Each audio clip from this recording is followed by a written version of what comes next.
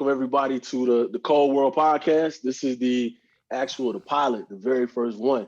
I'm Jeff Coleman, um, Tennessee volunteer, and I wanted to just before we get into my special guest tonight, just talk a little bit about what this show and what this platform is going to be about. I've had the pleasure of doing a lot of shows with Billy Ratliff, Jarnell, Lexus, a lot of people on this platform, and had some great conversations. And I just want to just kind of expand on what a lot of my peers are doing, just and to give people a platform. We're going to talk about some social issues. We're going to talk about politics. We're going to talk about sports, pop culture, and then sometimes how all that stuff ties in together. We're going to have these conversations and give people, the platform to come on here, tell their stories, talk about what they're doing in their life, in their communities. They can talk about some of the things that, they've done to get to where they are.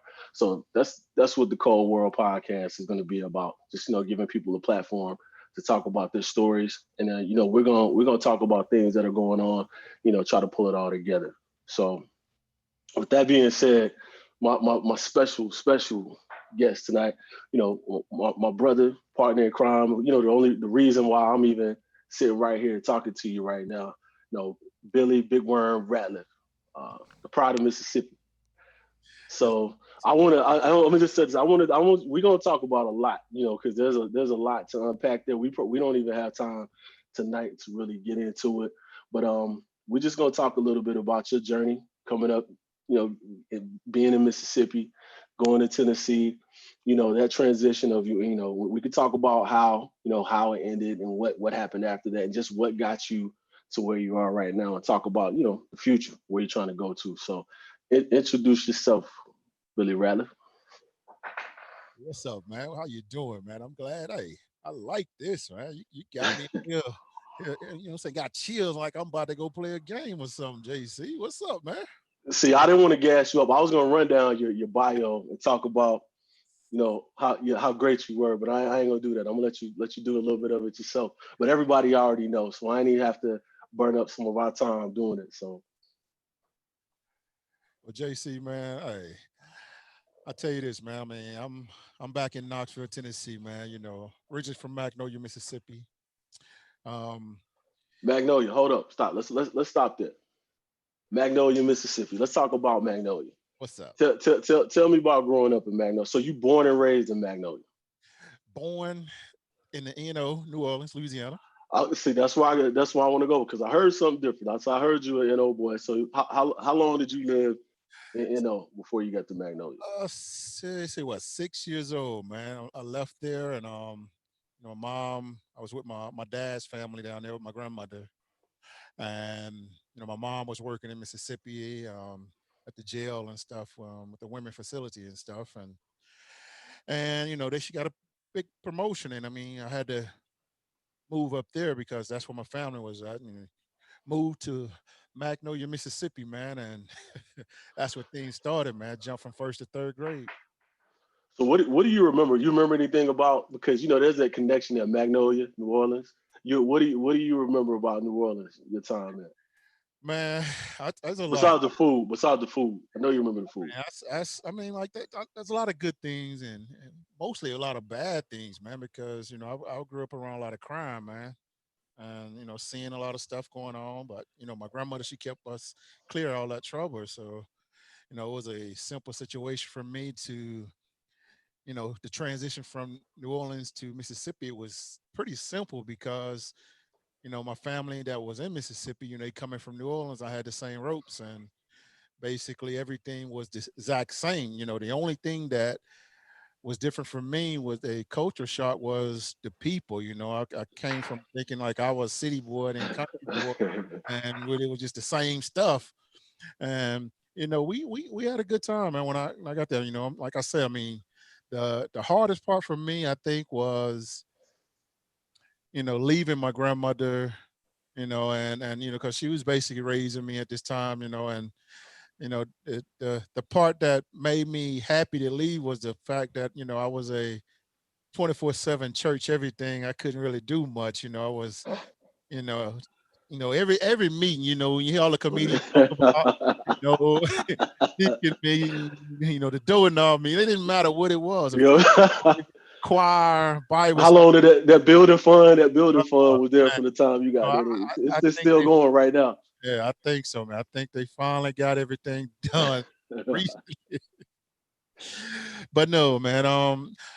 I'm glad that we did it, man, because I grew up, a little bit slower pace in Mississippi, especially with the education part. I say I jumped from first to third grade when I went to Mississippi because Yeah, it. that's why you were 16, 17 when you got to Tennessee. So Yeah, that's what it was. See, everybody thought I was smart, which I mean, I ain't gonna pat myself on the shoulder.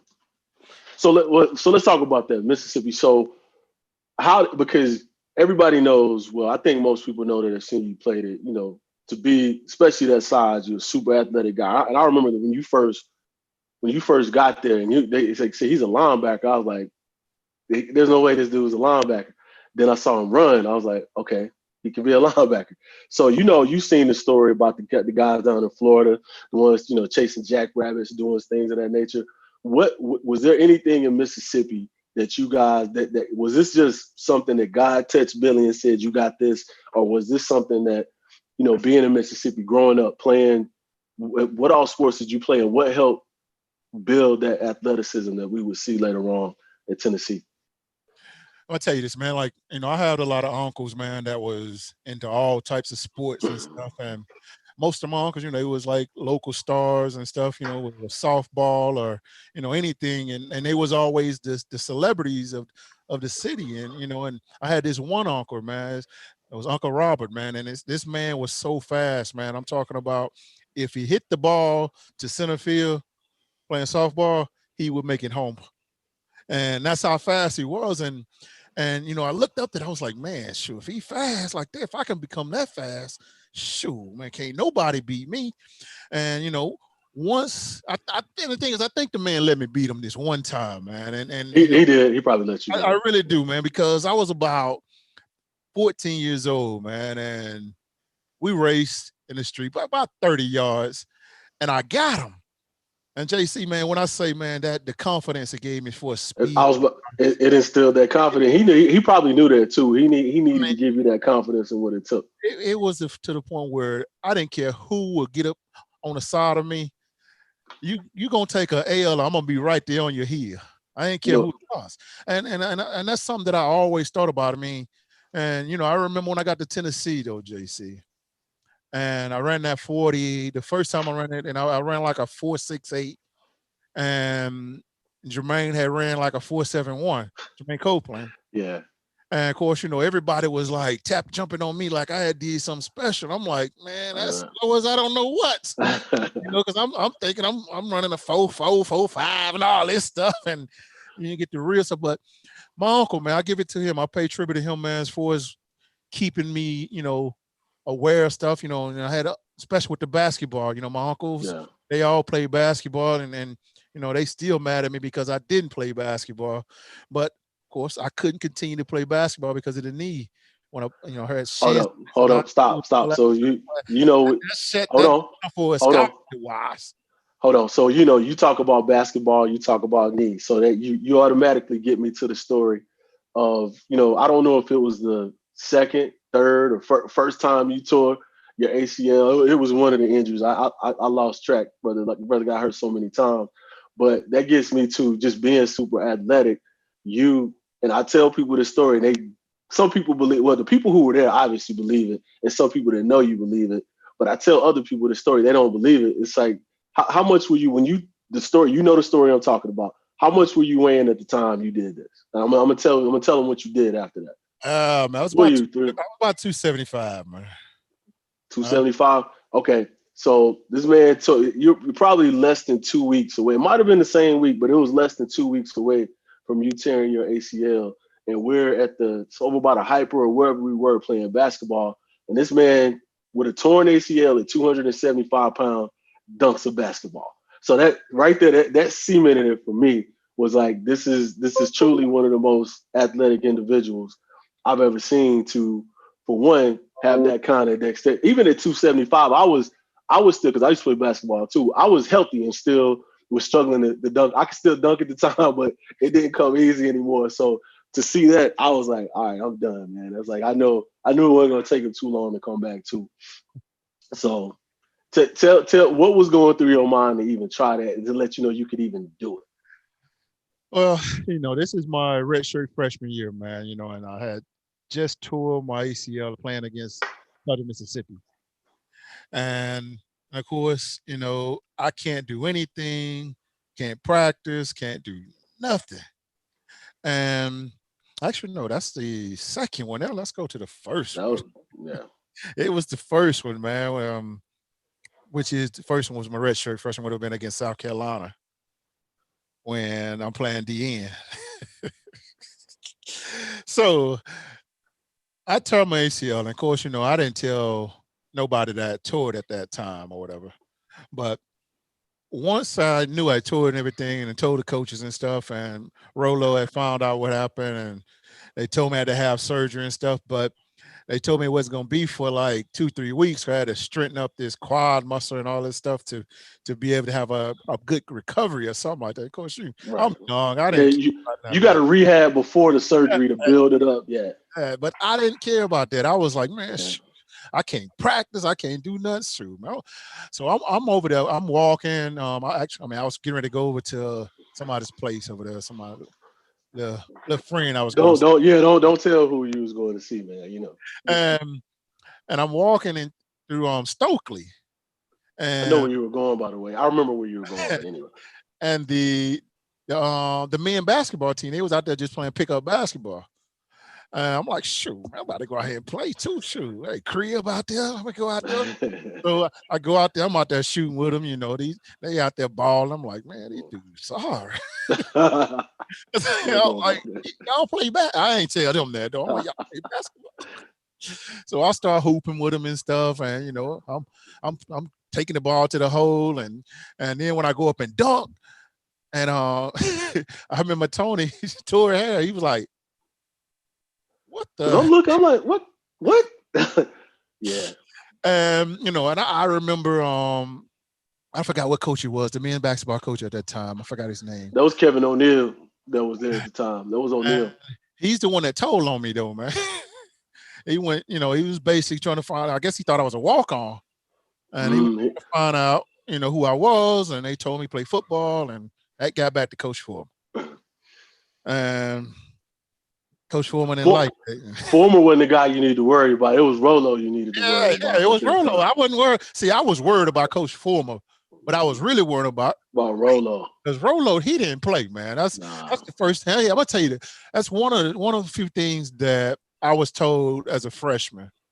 Do not get on Rolo's bad side. And it was true throughout my whole career. I see guys didn't listen to that one statement. It cost some careers. but because I knew it was serious with Rolo when we were practicing, and if it was a storm or something like that, or what he was too hot or whatever. He didn't ask Coach Foreman anything before. He looked up at the dude with the horn and was like, "Blow it." He should when he had the power to shut down practice without talking to Phil. I already knew what time it was at that point. And Mike Rolo was, and if there was a call about somebody practicing, playing, or whatever, that was Rolo's call. He wasn't trying to hear what anybody else was talking about and there was a reason why. We figured out, that he had that best interest of everybody, his best interest at heart. So that's why what was motivating him. He wasn't gonna let somebody go out there and do something they didn't need to be doing. Mike Rolo was my best friend, man. Rolo's my guy, man. Once you get to know him, he's funny, man. He had the dry sense of humor, and it was just like you tell a joke with a straight face, and it's like you had to know him to know he was joking, and that's a legend, man. That's like he's just him, Stuckey. That's the fact. Everybody talks about the players and the coaches and everybody else, but man, without Rolo and Stuckey, we weren't anything. Like it was like we didn't have them propping us up, we wouldn't have been what we were. Yeah, that's how basketball went with me, man. I mean, I just love. I mean, to me, when I first played, I mean, that was like wasn't my favorite sport, but it was a sport that it got the women, the girls back in high school too, man. You're right about that though. because your football, can't nobody see your face. They don't like, because I bet I can see you now running through the warm up line on your tiptoes. Warren run on his tiptoes. First of all, I can see him doing a little cool job, doing a little tiptoe thing. Yeah, I can see you doing that. Oh man, it was fun, man. I mean, I used to do I used to mess with the crowd too, JC. Like, I never dunked in a game in high school. Stop it. I would Stop. be I would Cut be it, on man. a Cut it. fast break, JC, and I would go up and just lay it up off the glass and touch the glass. The crowd would be like, oh, oh. Boo. But All right. practice, my hand be all cut up and everything. We turn the rim up. All right. All right. So cool. So now I know where you got some of your athleticism from. I know, where the basketball thing comes from. So take me to when you were in high school, Magnolia. Were you still playing? You played basketball Yes. some in high school. So you cut it down to basketball, football, right? Yes, I played. Yeah, I played basketball, football, baseball for one game, and I quit. Curveball got you, didn't it? That's what got me. That's Curve. something, I couldn't. man. That left hand is no joke. Well, The when it's like curveball got to me. touch your eyeballs and then go swoop. No. So I'm gonna tell you, baseball was my favorite sport until it was a little bit before. It was right around probably ninth grade. I got to that point, and I was up. I got in the batter's box, and I'm digging in. Big dude, Gooch, Jeff Gooch was I think was his name, and I knew he was he had a good fastball because I've been playing with him since we were small, man. But he was like a real baseball player. Come to find out, and I'm in the box, man, and I'm like he lets go. And I see the ball coming, like when he lets it out of his head, it's coming like right at my face. So I bailed out, hit the ground, everything. I'm on the ground and I hear the ump say stride. I'm like, what? He threw me like a little nasty curveball. I was like, man, I can't do this, man. I was like, I already know. That let me know right there. I was like, this isn't for me because I'm not sitting there with the ball coming at my face, waiting on it to curve. I was like, all right, I'm gonna finish because I ain't quit. I'm gonna finish this out. But I can't keep doing this. And that like I could hit a fastball, I could hit some changes, but that curveball, man. That was my Achilles heel. It's what got me off the diamond right there. So Magnolia, you playing basketball, you playing football, you played one baseball game. So talk to me about. So I can't remember with your class. What was it? Yeah, your class coming out. You a linebacker. What put you in position coming out of Mississippi? Because we all know Mississippi has ball players. But what class were y'all in the school y'all played in? 40. Y'all were 40. So what y'all? Mississippi goes to 5A, right? All right. So you in one of the bigger Mississippi. We know Mississippi Tiger. The athletes come out of Mississippi. So talk to me about your high school years in Mississippi and what made Tennessee come plug. And I know I was there when they was coming to get you. So I know how they wanted you. What made them want to come plug Billy Ratliff out of Mississippi as bad as they did? Talk to me about that. Man, JC, what's funny about you asking that question, man? I talked to a guy today that I played with in the Mississippi All-Star game. Um, Antoine Edwards that went to Clemson. I know Antoine. That was I'm from South. I know Clemson because I And, remember Antoine. and we was talking about they got this Mississippi high school site on Facebook that I just joined, and they was talking about. Well, he was talking about what high school team is better than his high school team or whatever. Right. He's like, we ran through everybody we played against, and then everybody was posting on the page. They say, well, do you remember y'all played South Pike in that state championship game? And y'all didn't. It was 13-13, and y'all kicked the field goal to win. And then this is what he said. He said, if the field condition wasn't as bad as it was, we would have whooped them worse. And JC, and this would and I told him that today. I said, you lucky the field conditions the way they were because you probably wouldn't have made it through the first quarter. Because I'm taking your ass out the game. See, we had one of those, man. We lost our state. We 14-0. We lost the state championship game 2-0. We were playing. Funny you say talking about Antoine. We played in Clemson Stadium, and they had that raggedy Bermuda. It rained all week, and I don't use that as an excuse. We lost, but yeah, field conditions were the same thing for that game right there too. So I already know what you're talking about. It was funny, man. And of course, everybody I ain't had to say nothing. Everybody already backing me up. They said, man, Billy Ratliff took out 2 dudes on 1 play.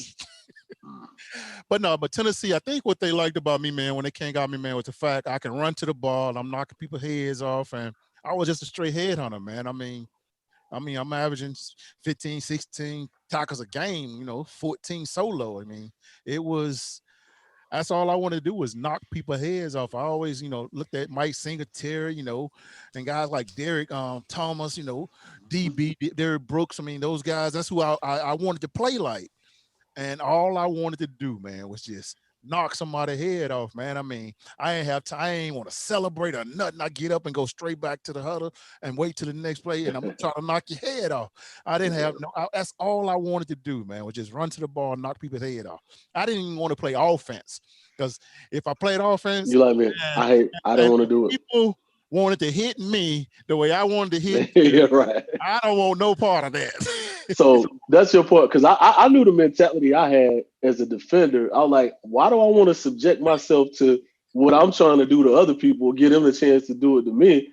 I didn't care about them scoring the touchdowns or whatever. I just want I'm like you. I just want to knock somebody's head off. I just want to stop you. I want to break your will and stop you from scoring. I don't care about that. That's for the fancy people. That's the people who want to play offense.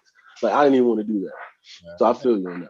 It was fun, man. High school football, man. I mean, my coaches, they had a scheme for me that just, it made our defense just crazy, man. I mean, it'd be rare that anybody would score more than 13 points. If they do, I mean, I'm on the sideline, because most of the time it's going to be either 0, 3, or 6. There you go. That's all we did. I mean, I told Coach, and I always say, Coach, I just want to play defense. I don't care what it is, as long as I can hit people. And he came up with this other thing, JC, man, punt return, man. He put me on punt return, man. And he had I think I don't know if I saw the film on this, but I think we may have seen this. Somebody put it on before you got there.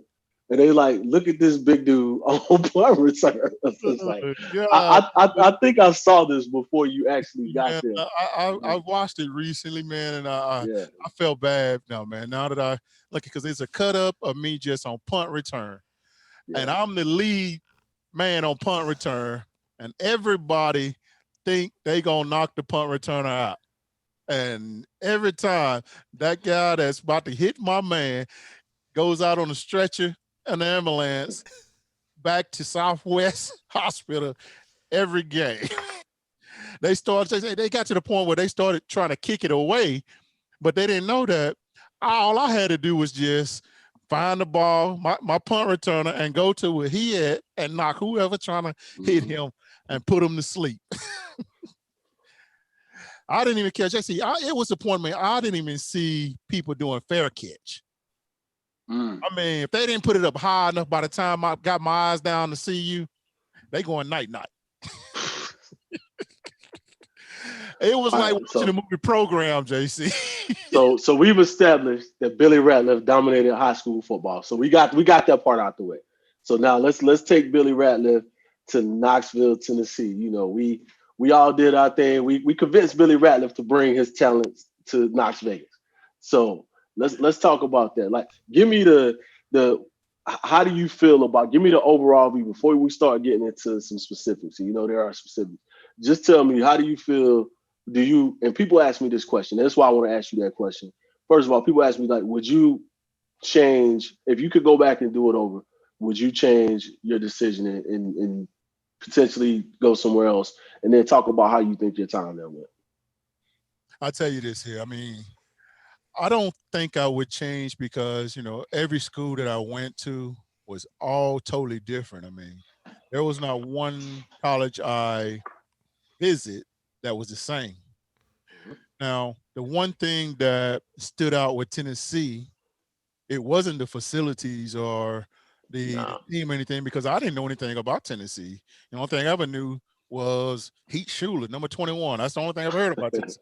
I ain't know no Rocket Top. I ain't know the Smoky. I didn't know none of that stuff. And when I got to Tennessee, it was one thing that really stood out was the players. They had, just like everybody back at my house. And somebody that's on my team act just like one of these dudes that I'm with you. I ain't care if it was like the host or like my class. It was just like that. And then when I got there, that's when it was real though, because these dudes they took me in. Well, let me slow it down a little bit, because when I got there, everybody, you expect for it to just be like it was on your recruiting trip and everything, but they did everything to get you there now.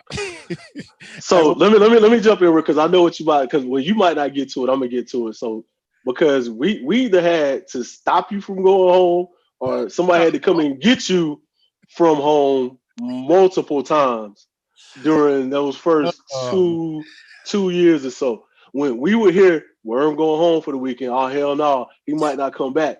Don't let Worm go home, or y'all check on Worm before he go, because we need to get Big Bro back. We need to get Bro back up here.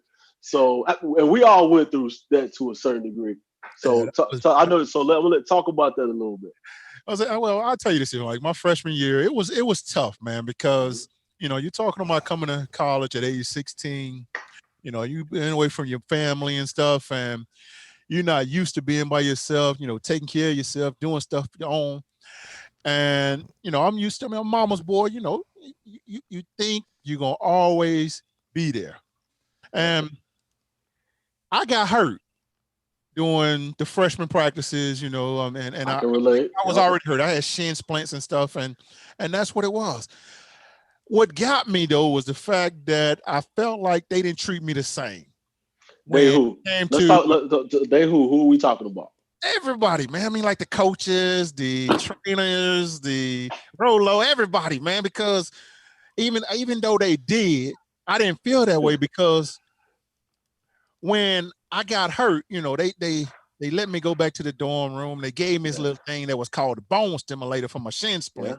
And I think it was a mind thing, because that damn thing didn't work. And I'm in the room, every day. I go to training room, meetings, training room.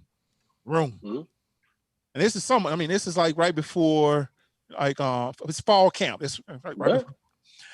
And the next day, my roommate, Ian Martin, he tore his three-pot. Yeah. He tore his ACL. Yeah. And what got me was the fact that they sent him home with his family to rehab with his knee. So, in my mind, I'm like, hold on, man. They knew you were. They couldn't let you go home, man. They knew that you already hoped. So you gotta admit, we knew you were already showing signs of homesickness before that. That's why they didn't want you to go home. Ion was in the state of Tennessee. They figured he's not that far away. They're gonna let him hook. They didn't want you to go home because they didn't want you at Ole Miss, Southern Miss, Mississippi State, wherever the case may be. So, but I understand the mental talk, because me and you both, we got that same connection too. I got hurt my freshman year. I'm sitting. There's nothing worse than while they're out there practicing, you sitting over there in rehab, or you sitting in your dorm, or they go on to a game and you over there, you can't do anything. Like, I know what kind of mental toll, like my injury, even though I was in the cast for the world's longest foot injury for like 9 months, it's like that wasn't as bad as what it does to you on top. Because, and my mom was like, you gonna have to tough that out. I try to go home. It's like, no, because that's the inclination is to you retreat to what you know, because you haven't been there long enough to establish your roots enough when you get hurt like that your freshman year. So I know what it was, and it was like I told you, we used to try, like, we can't let Warren go home, man. He ain't coming back. We got to keep him up here, because he might not make it back up here. And see, and then when Ion went home, right? I'm pissed off in the room. This dang on bone stimulator on my leg and stuff. I'm thinking I'm gonna get healthy real quick, because I ain't never seen this gadget before. And I got what was called pale green. Man, I had $1,565. I had never seen a bill bigger than a $10 bill, man. And I got $1,500. Man, when Miss Seller told me I had a check at the bursar's office, I hopped my butt up and went over and got that check, and I ain't know what to do with the check, man. I'm like, I got a check here. I ain't called mama and tell her nothing. Because I knew if I told her, she'd have told me to send that thing to the crib. Right. Man, but then I hit Cap Rowan up. Cap said, hey, man, we're going to take First Tennessee, get your bank account. Yeah. Get it open. Like that. I said, okay, cool. Boom. Now I got some checks. I ain't never had no checkbook before. I got checkbook. And this little card they gave me, I'm like, I got a little credit card. I ain't know what that was, though. I'm a country boy. I ain't know nothing about that stuff. Right. But again, we can't let you, we definitely can't let you go home now. Because you got a checking account, you got a card, you gonna go home and, show off with your friends, like, can't let you go. Man, so we got, that's a good, we got somebody, home, other brother that popped in on us that we got to go ahead and let everybody know to join. Riggs, what's up, brother? Beast University. Warren, what's happening? What's going on, Mr. Riggs? What's going on, man? How y'all fellas doing? Hey, we're good, man. Bless, man. Can't complain. How you doing? Can't complain either, man. You know what I mean? Trying to make it happen in this COVID world we live in. Hey, I see everybody got that taco meat on their face. Hey, look, man. Look, my stuff is y'all all decked out. You know what I mean? I'm kind of like, I got the hair out. So I went and got my hat. You know what I mean? Because I know my head rough right now. Hey, I ain't taking got my hat. You know what I mean? Cover up a little. Get it straight. So that. You came in at a good time. We're gonna segue and out. Me and Warren, we were talking about his journey and how we got here. So, I know we're talking about how Warren got to with some of his injuries while he was there. I talked about some of mine too. Hate to come in on that note, but I know your story and I know some of the things that you dealt with while you were at the University of Tennessee too. So. Come in and, talk a little bit about that, because I think, and the reason why I say that, because I think that plays a part. I know it definitely plays a part in all three of us and where, the path we took after that and like how we deal with stuff after that. So I think this is a good time. It's not always pretty, but I think we do need to talk about it and let people hear about it and see, talk about, some of your experience in Tennessee, what you dealt with while you were there. With that situation. So mine was a little different. You guys got hurt a little bit early. I got hurt early, late, middle. Yeah, all that stuff, right? So we don't want to talk about that now because I got hurt. Yeah. My injury story was kind of a crazy one because kind of to set the stage for it, I had a really good junior year and I contemplated coming out. And I was splitting time, and we were me and Cedric were the first guys that ever go for over 1,000 apiece. Yep. On the same team. At the time, we were the first ones in the SEC to ever do it. So, they were like, "Hey, man, you did all of that, sharing time. Think what will happen if it's just you." So I was kind of enticed by that, and then at the last minute, I was still getting ready to go. I was actually like, "Look, man, I'm ready to go. I'm good. I can live with all of that. I'm trying to get paid now." And my mom stepped in the last minute. She was like, "Hey, you promised me you was going to try to graduate or at least get close. And hey, this is a really big opportunity for you." And, so I kind of trusted my mom on that one and was like, "Look, okay, fine, I'll stay and come back."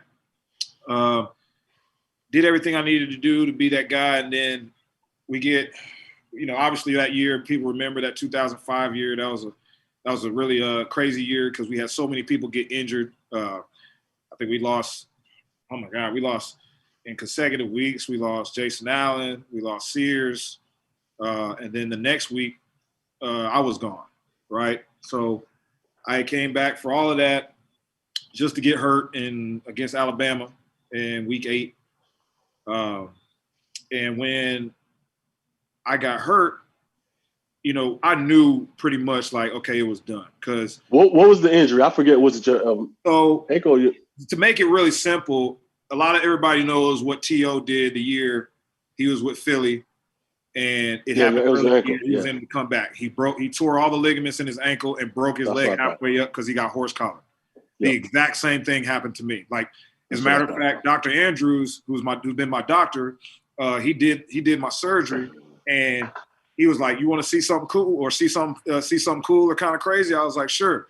So he put 2 X-rays up against the deal, and I said, "Dang, man, like that's crazy, bro. Like my injury, you know what I mean?" He was like, "That's you, and that's Terrell Owens, the exact same injury." I was like, "Dang, that's crazy." So did the exact same thing. And, I was basically done. There was, healing time was going to be probably six to 8 months. I actually ended up healing in 5, which was crazy. That was like a medical marvel, but not in time to come back for the season. So now, mind you, that year they built me up for the Heisman. I was on preseason All-American that year. You're on the Heisman wish list, yeah. All-American. I was on the Heisman list, short list for the Heisman. Guys like me, Reggie Bush, Adrian Peterson, Matt Leinart, who was a return winner. So, it was set up to be a really good year. And then obviously, we didn't have as much success as everybody thought. And then I get hurt. So after I got hurt, it was kind of a weird time, man. But like, stop right there. Hold on. Talk about it. When you say weird time, what do you mean by a weird time? Because we just talk about when it get hurt, like weird stuff happens to you mentally. Yeah, stuff happens to you. People walk away from you. You don't feel the love anymore. That was the reason why it was such a weird time for me. Because let's talk about that. Growing up my entire life, obviously being the son of an NFL, player and Super Bowl winner and Pro Bowler, and, having the success that I had, I had to stop making friends. You know what I mean? Like I didn't, it was kind of one of those things like, all right, I'm good. No new friends. I'm good. Yeah. Yeah, I'm good on that. And, you would think that the people that knew the most about you, who saw your evolution, saw how, because when I came into college, man, like I was like a lot of guys, man. I had a lot of resources at my disposal and had a lot of avenues to gain information that a lot of people didn't have. But at the same time, I was still an 18-year-old kid, man. Like I wanted to do my own thing, So I was wild, I was crazy, I was making mistakes and making bad decisions and things like that. But I turned things around and got myself together and was like, look, I really want this bad enough, and tried to prove to everybody that, I really wanted to be there and deserved to be there. So, when I got hurt, like there was nobody. And that was the thing that like hit me the worst. Was like, crazy thing is I had 5 people come and visit me in my hospital room after I had my surgery.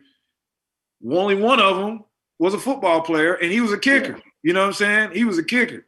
And he was the dude that, actually 2 of them. It was 2 kickers, you know what I mean, that came and was like, because they we had to struck up a friendship, and, it was a genuine friendship. So they came to see me, and then some other homies that I had that were just regular students. It was Halloween too, which made it worse. So they were all dressed up, but they came in there, took pictures, and was like, yo, man, like, we love you. Get out, get better. When you get better, we'll be waiting on you and stuff like that. But not one teammate came to see me. Not one coach came to see me. Not one coach called. Nothing. And here it is. I was your All-American. I was your Heisman guy. I was one of the guys that, regardless of how the season went, like I was still going out there, man, going to war for my boys every Saturday. And so that one hurt, man. Like that one really hurt, because you would think like, of all the people that would be there for you in that moment, you would think it'd be the people that saw you go through the most. Yeah. And so let me tell you about that. So because we talked about how I got hurt early and I got hurt late. So I got injured that's why, redshirted my freshman year, but I also got hurt in the SEC championship game, in between that and the national championship game. Right. To where, now I will say, when I got hurt that game, now my teammates, were there.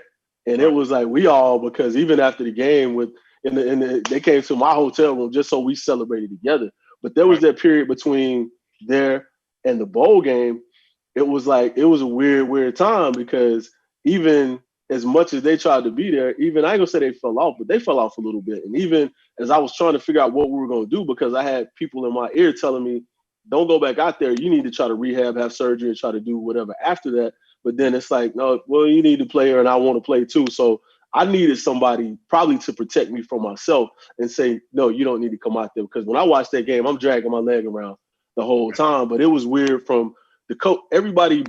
Again, I'm not trying to call out any coach, but Coach Brooks, because we talk right now, and it was one of those things to where Coach Brooks always been solid, man. I didn't if I don't for the man, right, if I don't get a text from on my birthday, Thanksgiving, Christmas, New Year's, any holiday, there's certain close family that I don't hear from, but I hear from Brooks every time, or he'll call or do certain things. But it was like you feel disconnected just when you're not there all the time, and you need to have that connection. Like Worm, because yours was during the season your senior year.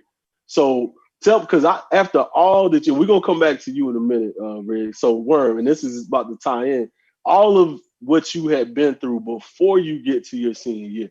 Then you get there, it's like, man, that hurt me because I watched what you go through, and I was like, it's his time now. And it's like I was watching that season to watch you. Yeah, Catnip was out there, everybody was out there, but they hadn't been through what you had been through. I was watching, I was like, I finally get to see the potential that we saw back when you first got there. It's about to be unleashed. And then you get hurt again. And it was your ankle too, wasn't it? Yep, broke my ankle, man. So tell me about that and just the whole thing with that and how that impacted, where you were going. Man, I'll tell you this here, man. Like you going to talk about it. If you need a second, that's some, because that shit hurt me. I'm telling you, it did. I was like, when it happened, that hurt me. I'm gone. I ain't even there no more. Season of your career at Tennessee, my junior year, only year, I get through it a healthy season without getting injured. And of course, the next we're projected to repeat. And sure, I mean, I'm fresh, man. I mean, I'm fast. Hold on, let me stop you for a second. Repeat, the team that y'all had. This is a whole nother conversation. Repeat is an understatement. I would have bet every penny I had and would have projected to have that you guys wouldn't have come close to losing the game that year. I was like, there's no way. Nobody's going to beat them. There's no way that you would have – I would have said y'all would have lost the game.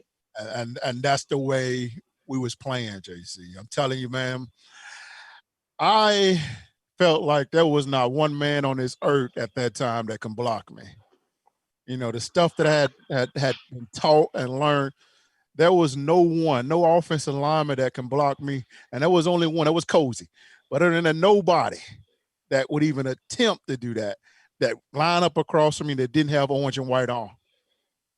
And I get through healthy this season, and I come out projected to be a high draft pick and all that stuff, which Jason, I didn't care about that shit.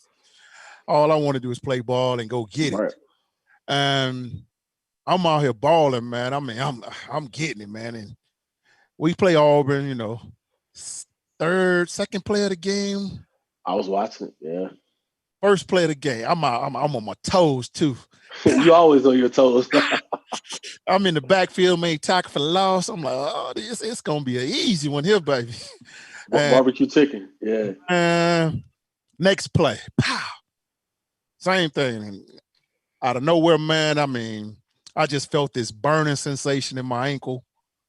And I've never laid on the field or anything. I can be hurt or whatever. I'm gonna find a way to get off so nobody know I'm hurt, just in case I can get back in the game.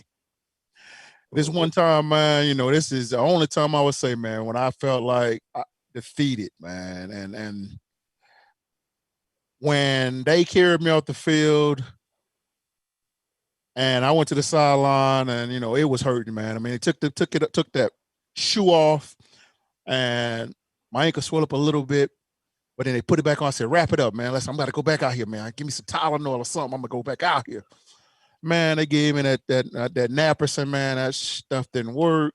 I mean, I'm talking about it's burning, man. I'm talking about it felt like somebody was cutting my leg, man, like with a hot knife branding me. And I couldn't go back out there, man. It took the shoe off, and my ankle swelled up so much, man. And that right there, man, I was like, come on, man. It can't be again. And I didn't want them to take me off the field, like with the stretch and stuff, haul me out and stuff like that, because no one knew that I was seriously injured. Right. I told him, I said, man, I'm not going out there. You're going to find another way to take me to the damn locker room and get my ankle looked at. And they took me through this little tunnel thing behind the bench right there. It was like a little presidential thing. Go through these tunnels, and I end up at the locker room. And I remember, man, Dr. Mathians and Dr. Yeoman, them, man, was doing this little motion with my ankle, and they was like telling me, like, this ligament here is torn, and typically when you tear this ligaments, you're gonna have there's some broken bones, man. And that one killed me, man. I mean, I never felt defeat before in my life, man, with an injury, because I thought, I can always come back from injuries, but this one right here, man, was the toughest one, man. I couldn't do it, man. I kept rehabbing. I kept doing everything. They got me seeing like all the doctors, Dr. Andrews. They got people coming from LA and all this stuff to try to get me back on the field, but nothing could get me back, man, because of the nerve damage that I had done got, man. It was the nerve damage that killed me, and to this day, I still don't have that much feeling on that foot, man. I know. So, like I said, when we talk, then we're gonna come back to that. So hold that thought. So that puts you in a place right there. So now I want to go back to Riggs. So we all kind of ended up in that same place. We all had that end of the season injury, and I'm gonna tell you, later on. Well, I want to hear from you. I know where that put me later and the chain of events. So talk to me a little bit about from there on out. Tell me about the next couple years and what that what that looked like. The next couple years, man, like to put that kind of in a box is like, it kind of messed with me for a while. I've dealt with it, so I have no problem discussing it. Like, people always wonder what happened, because people had high expectations even after that. You know what I mean? What I was going to do at the next level, and some of the things that transpired after that injury, man, just totally, really just messed me up. Like, because to play this game, all of us that have done it know you got to trust the people around you, right? Absolutely. You got to trust that the people around you, whoever you surround yourself with, and the people that you end up being a part of, because where you go or wherever where the chips fall, you got to be able to trust them. And at that point, I didn't trust anybody. Like, I didn't trust anybody. I didn't want to get close to anybody. When people would try to get close to me, I would almost just kind of be an ass. You know what I mean? Just to put it bluntly, because I told myself I was never going to allow myself to get connected to anybody like that again. You know what I mean? I was never going to allow myself to let my guard down enough to ever believe in anybody to where they could ever let me down again. You know what I mean? If I was going to be let down, then hey, I let myself down. You know what I mean? Like, I could deal with that. But other people let me down when I gave them an opportunity to be there for me, and vice versa. Man, that's what basically it ended up doing to me in a nutshell. So, and what led to that was, after I got hurt, I couldn't even really fly back with the team because, my leg was so damaged that they couldn't put me on a plane. So I had to stay. I had to stay in Birmingham. I ended up driving to Birmingham. I had to stay in Birmingham for like a week. And then they did my surgery. I came back. I'm crutching around, and I'm thinking, okay, man, hey, do the right thing. You know what I mean? You might not be able to go to class. You might not be able to go do all the things because it's so painful, just to even stand up. Like, they told me I was supposed to be bedridden for like 3 weeks because, just the blood running down into my foot, my ankle area was just so intense that it was like you described it, Worm. You know what I mean? It was like literally somebody taking a blowtorch, man, and just going to work on your foot. You know what I mean? So that's what I was feeling. But I was like, you know what? I'm going to be there for my guys. I'm going to do the right thing. You know what I mean? So I crushed my way to practice. We were getting ready to play Notre Dame that week. And I crushed the practice. And, the head, I'm walking by in the complex. Everybody's already out of practice. And the head man, he's not even out there yet, but he's coming on the field, right? He's coming like off the, I guess. So we're talking about Phil. We're talking about Phil, right? Yeah. We're talking about Philip. So he walks by me, and I'm thinking like, hey, you at least gonna say, what's up? How you feeling? What's going on? Like, just how's your mentals right now? Like, hey, stick with the team. You know what I mean? Like, I know things are down, but if you want to, stick with the team. And it was none of that. Like, the only thing that this fool said to me was, hey, are you going to still go to class? Because, the APR is very important. And I'm like, damn, for real? Like, that's the only thing you got to say to me? Like, after everything that happened? And at that moment, I'll never forget, man. Like, I just turned around. I kind of dealt with it for like 10 minutes. I called my folks up and was like, hey, get up here tomorrow. I'm going to be packing everything I got. We'll put everything else in the stores. If we can't get it, I'm out. Like, I don't want nothing. I don't want to be here. Don't want to be nowhere around here. Don't want nothing to do with nobody here. And let me ask you a question, man. Because I have a similar story. It doesn't need to be told right now because I want to get back to your question because I'll be completely honest with people. And I say this right. I think me and you have talked about this before because if you had asked me when I left the University of Tennessee based on my relationship, and I don't have anything negative, a lot of negative to say about Coach Foreman. But if you asked me if I would still have some kind of contact or connection with him 5, 10, 15, 20 years after I left there, I would have back then I would have told you no.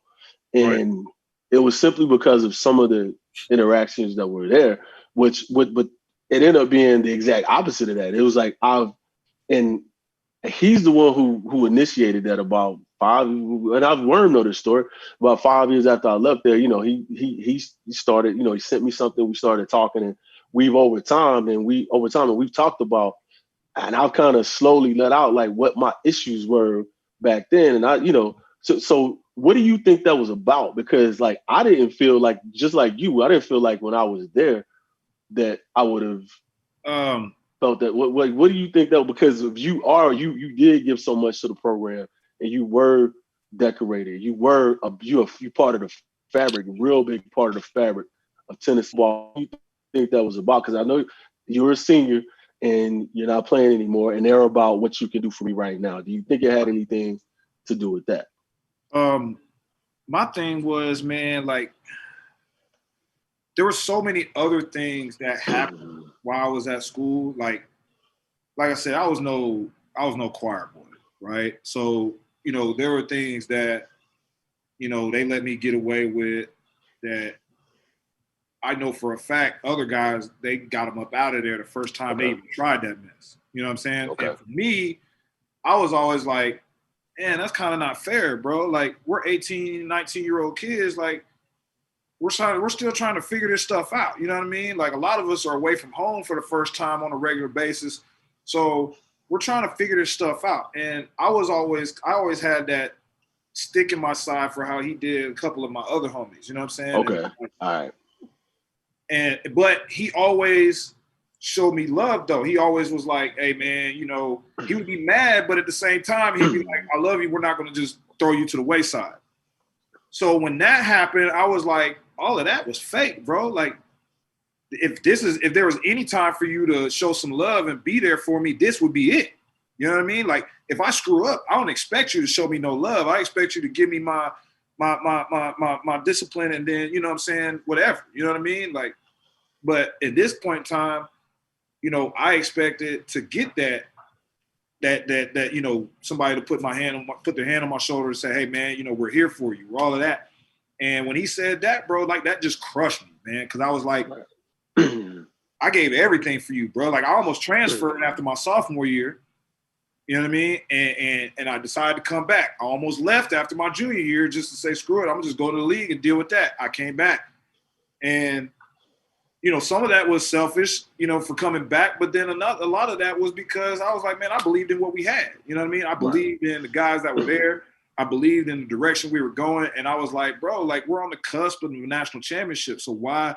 And that's one of the reasons I came to Tennessee. You know what I mean? Like, I didn't come to Tennessee to just, whatever. I came to Tennessee because I wanted to win a national championship, get an opportunity to play in the NFL.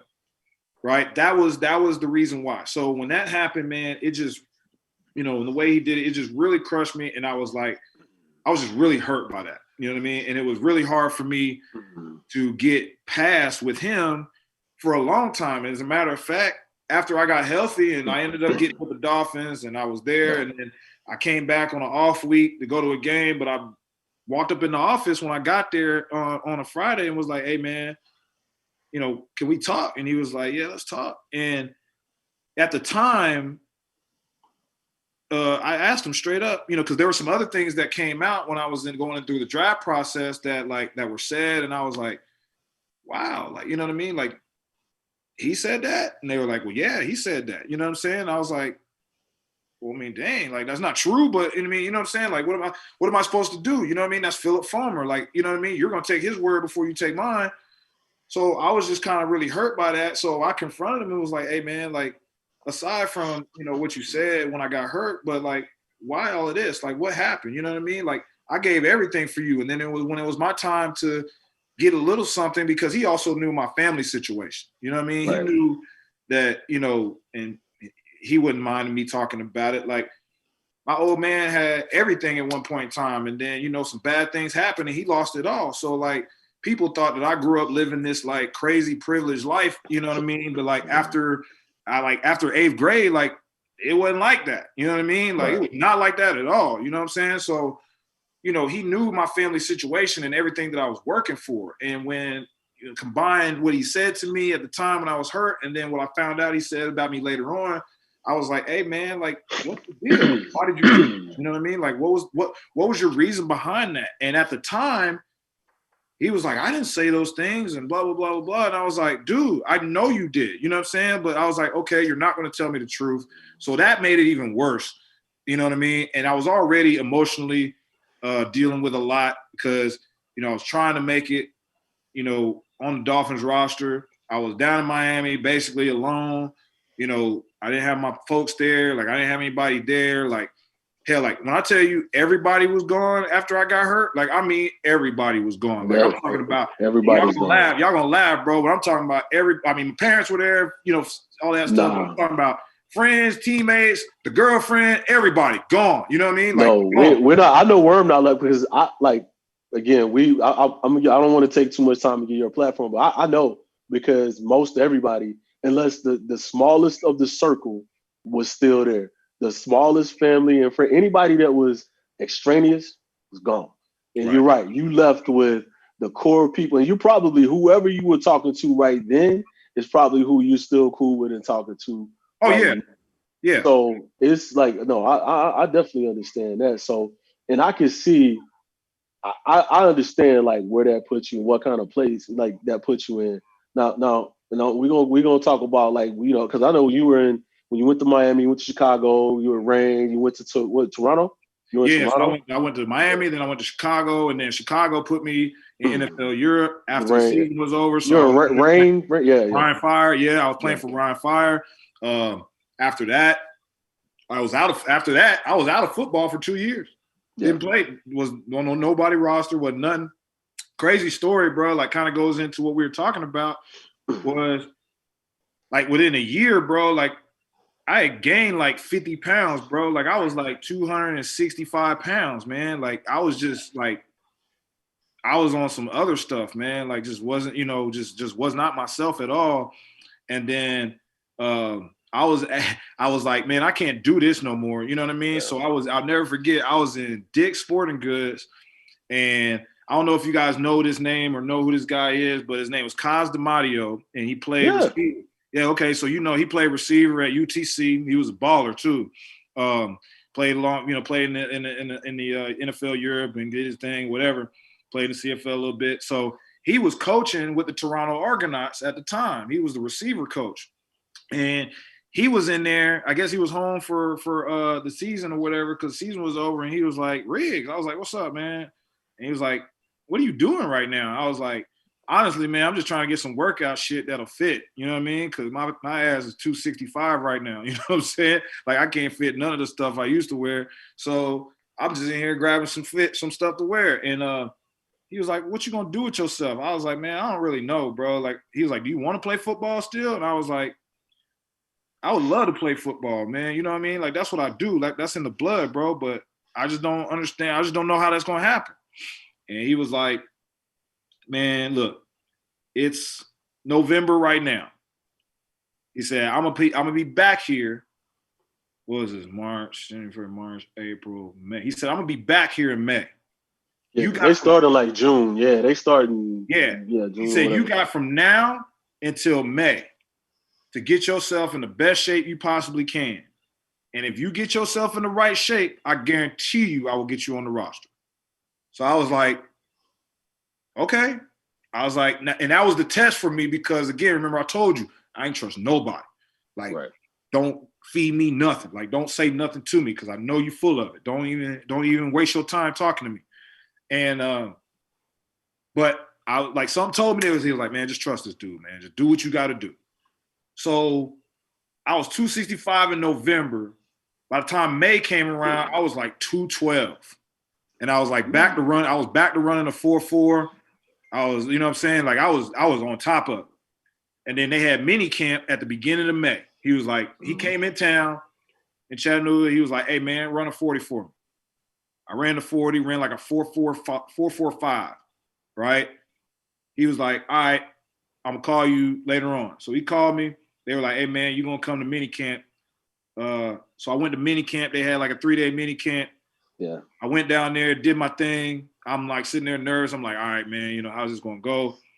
So we were getting on the plane to head back. I was flying back from Orlando, where it was, back to Tennessee.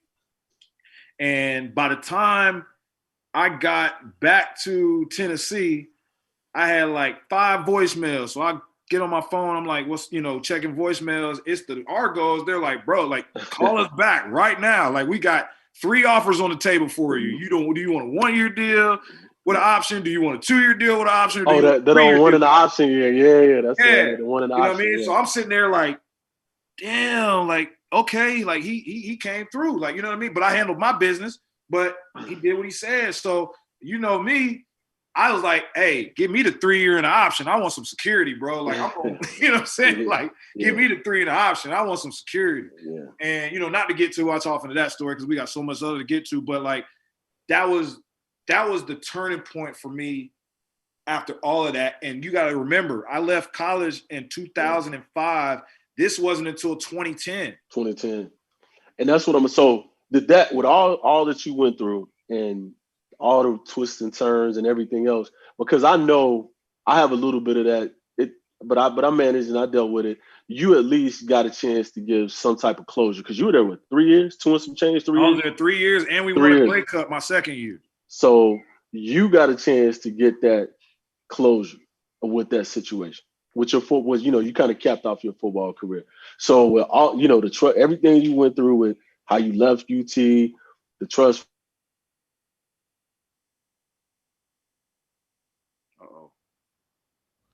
Yeah, we lost you. Yeah, we lost his audio. Let's see if it comes back. I lost your audio. Oh, my man. What were you at that? Yeah, I'm sorry. So they gave you that closure that you know that you were looking. Probably not the exact closure you were looking. No, I mean, I'll be honest. Like, it wasn't the closure because even the way that ended, you know what I mean? Like, it wasn't glorious by any means. You know what I'm saying? It was kind of like, hey. But you didn't have the questions about. I didn't even get a chance to get on the field. No. I got on the field, bro. Yeah. No, I know you played. And contributed to a championship team and did all this sort of stuff. You know what I mean? So, I mean, I kind of got.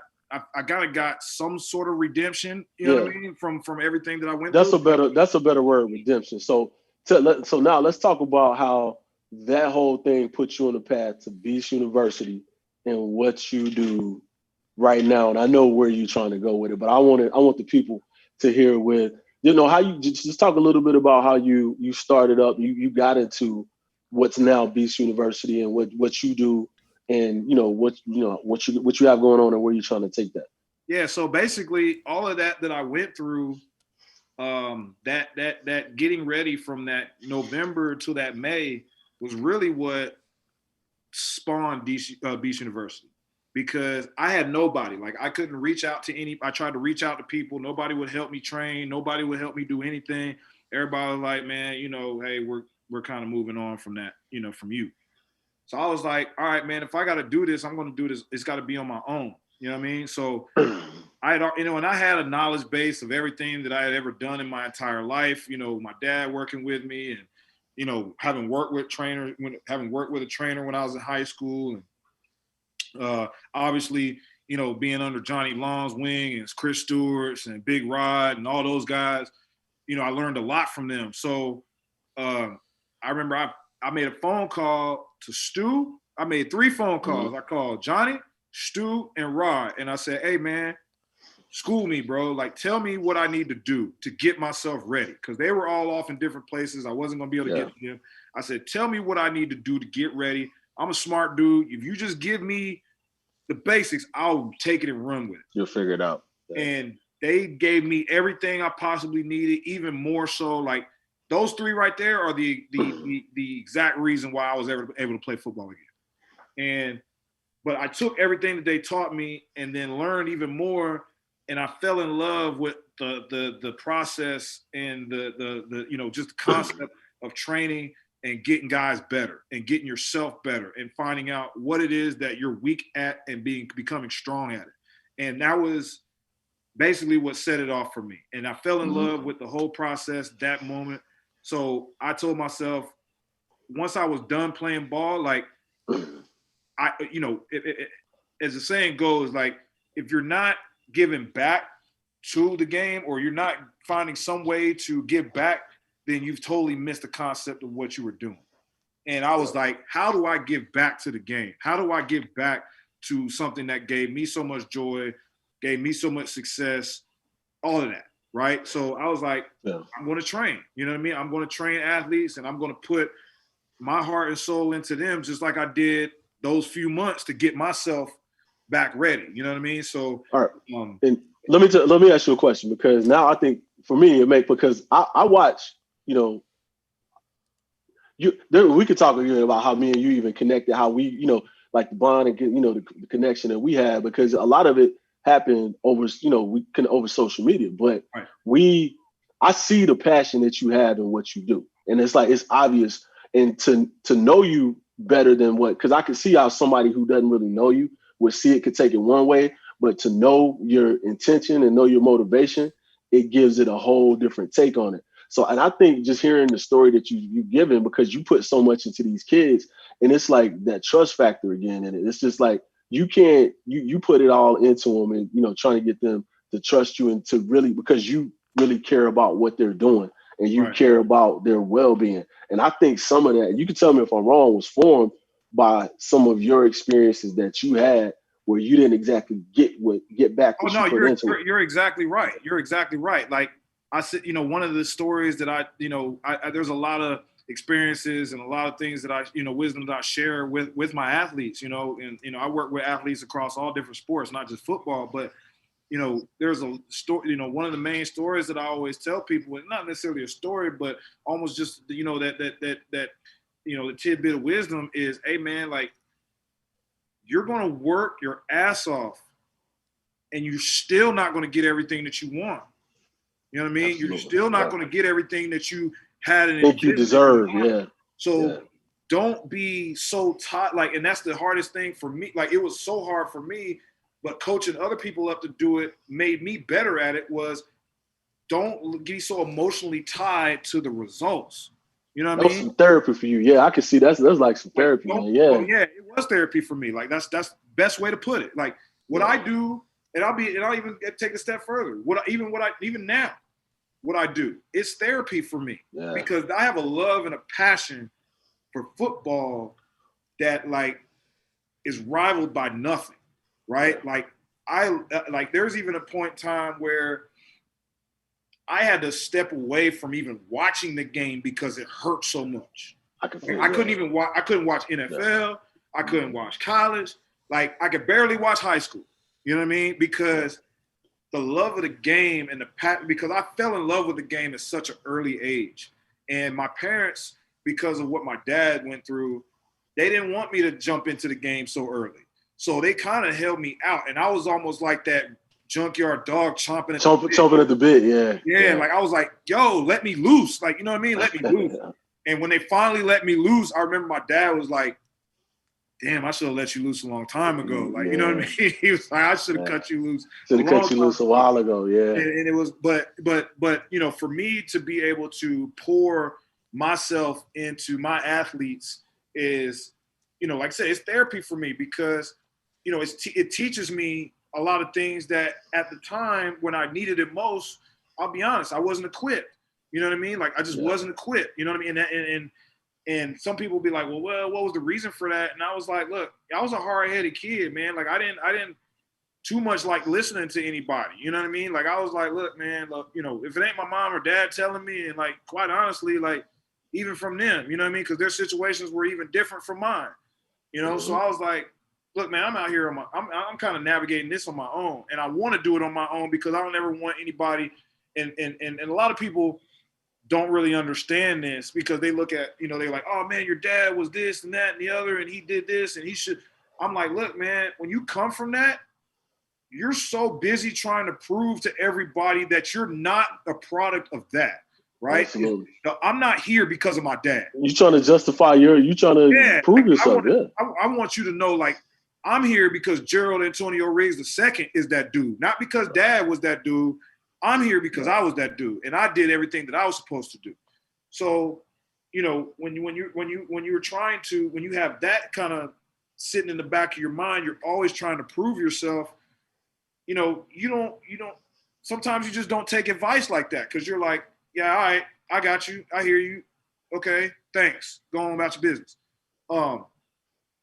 So, you know, for me, like when I look back on the mistakes that I made, you know, at crucial times, like I pour that into my kids because I'm like, hey man, especially the ones that I know that I like identify, and I'm like, hey bro, like you got it. Like all you got to do is just keep working. You got it. You'll be there. You're going to get it done. And my thing is, I just want them to understand, like, look, this is how you do it. You know what I mean? Like, and there's so much that goes around. You know, you guys know, like I do, like there's so much pulling at you in so many different directions. And you got, you know, all of these things that creep through your head because at the end of the day, we're human. And we're like, I don't, you know, you may have confidence in yourself, but at the same time, you know, we decided to choose a dirty game. You know what I mean? We chose a dirty game. You know what I mean? And people like that ain't on the inside, like they don't understand I mean by, like it's a dirty game. Like it's the dirty game all the way around. To make it through it, and just like people say, hey man, well you didn't get to play that long in the NFL and you didn't do this. I said, yeah man, but you know what? I got there. You got after everything that I went through. I was still there. Now, how it went when I got there, man, who knows? But I was there, which a lot of people cannot say. There's a lot of people out here that were like, hey, man, you know, and that might necessarily be because of them. They might, you know, sometimes I was talking about this with my former agent actually this afternoon because we were talking a little bit and we were like, you know, sometimes, man, the game gives up on you. You know what I mean? Like, you don't give up on the game gives up on you. And you know, I'm not a type of person that ever gives up. You know what I mean? Like, I'm never going to give up. So it was hard for me, like, learning how to deal with that was a very tough time. And now, so when I do with Beach University, it's about making you bigger, stronger, faster, all of that, making you prepared. But it's really about making you prepared for life, man. Like what's happening after that. Everything, not just what you're going to go through in that space, but what you do when it's over and how you conduct your life so that when that time does come, you're able to make a smooth transition. You know what I mean? Yeah. Like, you know, given the advice that I give and trying to share the wisdom that I do, like a lot of times, and you, like I said, you know me, so, you know, a lot of people don't receive it that well because it comes with so much energy sometimes because of just what I went through, like, the emotional trauma sometimes it's like PTSD, right? Like so let me tell you something. So I picked up on that a long time ago, even before me and you started talking. I'm like, that was one of the things I like. It's something because I tell you, a lot of people are misunderstood. Like genius are misunderstood. People that's really passionate about what they do are misunderstood by people who aren't as passionate because they don't understand why you can say the things that you say or do the things that you do about something because they don't relate to that. They think you're crazy. They think you're unstable or whatever, but no, it's just that you're passionate about it or these people are so far ahead of what everybody else is thinking. And you just confirmed a lot of what I thought. I figured that about, I didn't know the particulars about it, but I knew there was something that was driving that. And that's what if you look at most great people, man, Michael Jordan is still talking about getting cut in the 10th grade. He brought to his Hall of Fame induction, he brought the dude that made the team, the coach, and other people. He will not let that go. And the thing about it is, though, like, it's crazy that you even mentioned that because, and I hate bringing this up sometimes because people are like, oh, man, whatever, whatever. My mom and my dad, because of the circles they ran in when they were playing, like, my mom and dad were very close to Jordan. You know what I mean? Mm-hmm. Like, they were cool. Like, when the Bulls would come into town and play neat, you know what I mean, and the Hawks, after the game was over, my mom and dad, they'd all go to Mick's or Houston's or somewhere and eat with MJ before they got out of town, and Scotty and those guys. And so, like, other than my father, MJ was my dude. You know what I mean? Like, MJ was the guy that I, like, looked at. I said, hey, man, that is who I want to be like. That is the type of athlete I want to be. Like, I don't care if people like me. I don't care what they think about me. What you will know is this dude shows up and is ready to play every single time out. And he don't care about your feelings. He is going to destroy you every chance he gets. And I always had that kind of like Jordan, like, you understand, like, Jordan, like, I've always had that kind of petty competitiveness. Like, you know what I mean? Like, I'll find anything about my opponent and be pissed. Like, and they'll be like, bro, like, it ain't even that serious. I'm like, oh, yes, it is. Right. It is that serious. I don't like that dude. They be like, he didn't do nothing to you. I'll be like, yeah, he did. Yeah, he did. You know what I mean? Right. I've always been that type of guy. So it was, like, when you bring up Jordan, like, that kind of always, like, it's fun. It's crazy because when we were watching The Last Dance, when that all came on during, big time, when they were doing the big time quarantine, everything like that, like, I don't have no problem fronting about it. Like, I was watching it and, like, it took me back to all of those years because I was at some of those games and I went to the finals in '96 and did all of that stuff. And it was like,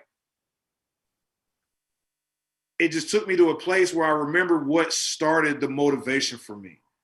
And it was almost emotional, like unbearable emotion. Like, I did cry like a couple times watching the whole thing, not because of, that. It was just because it took me emotionally back to everything that, like, drove me to even get to a place like Tennessee. You know what I'm saying? So that was, that was one of those. I've just always been that passionate, and I try to give that to my athletes, and I try to, give that to my community, man, because, I'm one of those people that, like, looks at where I'm at and I say, man, there's so many people that have potential. And I'm like, and to go back a little bit again on my story, like, I moved from Atlanta. I came to Chattanooga, kicking and screaming, didn't really want to be in Chattanooga, but I was like, all right, man, we're going to make the best of this.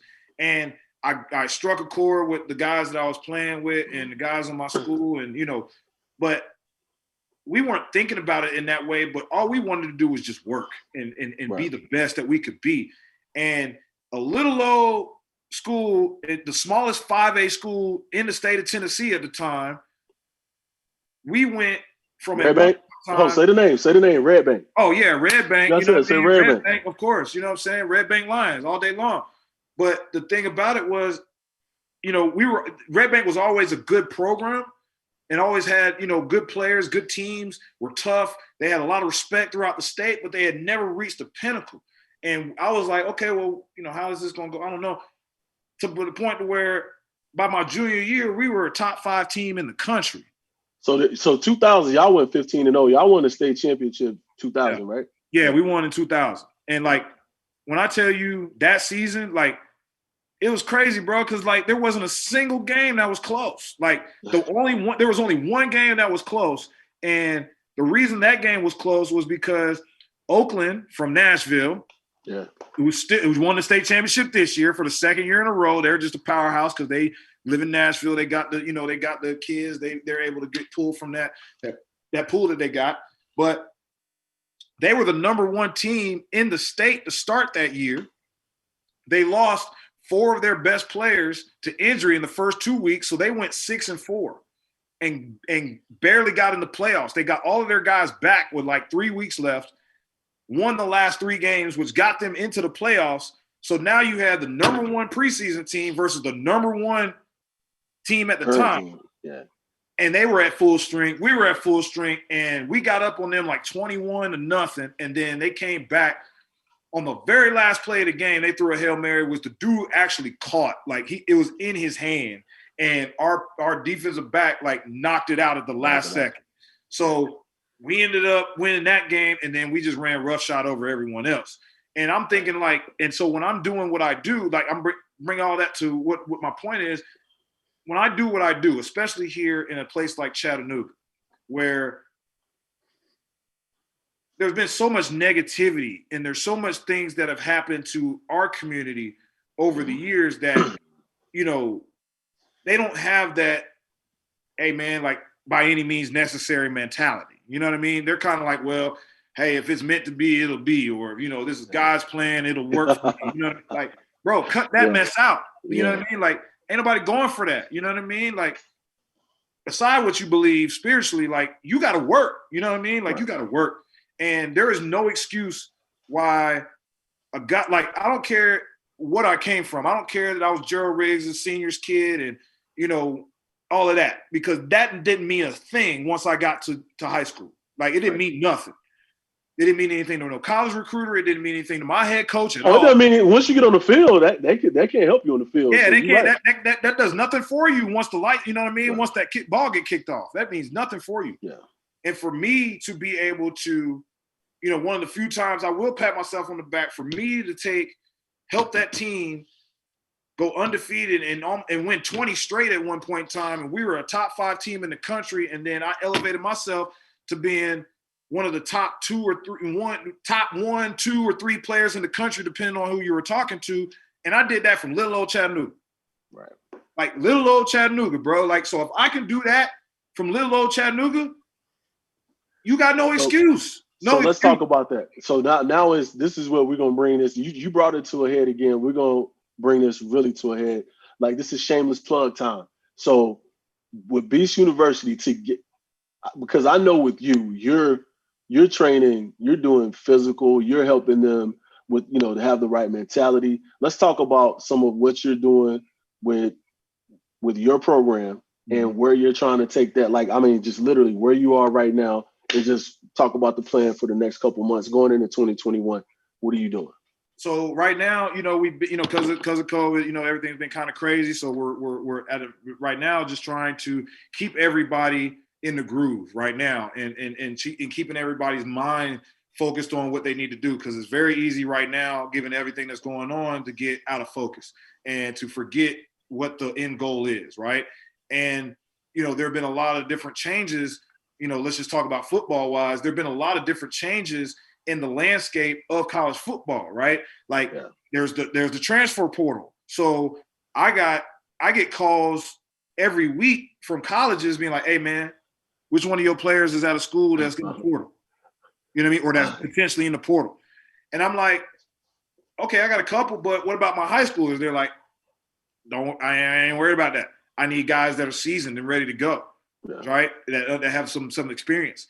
So my thing right now, with that being said, is trying to focus on making sure everybody understands where they need to be mentally and what they need to be doing to make sure that they're ready, because these colleges are not, you know, they're not waiting on you to be ready no more. Like, they're firing people after 2 and 3 years. You know what I mean? Like you got to produce now.